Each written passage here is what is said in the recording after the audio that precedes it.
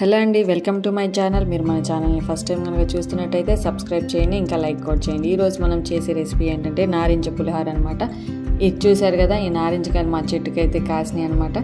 అవి నేను కోసుకొచ్చి వాటిని ఇలా కట్ చేసుకొని జ్యూస్లా చేసుకున్నాను. తర్వాత నేను రైస్ అనేది ముందుగానే ఉడికించి పెట్టుకున్నాను.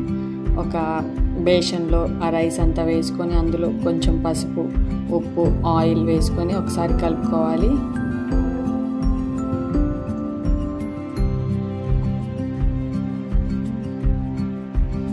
బాగా కలుపుకోవాలన్నమాట. అలా కలుపుకున్న తర్వాత ఒకసారి టేస్ట్ చూసుకుంటే సరిపోతుంది, ఉప్పు సరిపోయిందా లేదా అని. తర్వాత ఒక బాండీలో కొంచెం ఆయిల్ వేసుకొని పల్లీలు, శనగపప్పు, ఎండుమిరపకాయలు వేసి అవి కొంచెం వేగిన తర్వాత తిరగమాత గింజలు కూడా వేసుకోవాలి, కొంచెం ఇంగువ కూడా వేసుకోవాలి. ఆ తర్వాత కరివేపాకు కూడా వేసుకొని ముందుగా పిండుకున్న రసం అంతా అందులో వేసుకోవాలి. అలా వేసుకున్న తర్వాత ఇంకా పోపు అంతా మనం ముందుగా కలిపి పెట్టుకున్న రైస్లో అయితే వేసేసుకోవాలన్నమాట.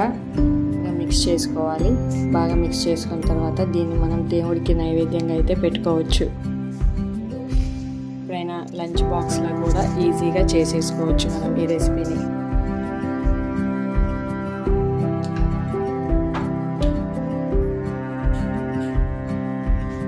మన వీడియో కనుక మీకు నచ్చినట్టయితే లైక్ చేయండి, షేర్ చేయండి, కామెంట్ చేయండి.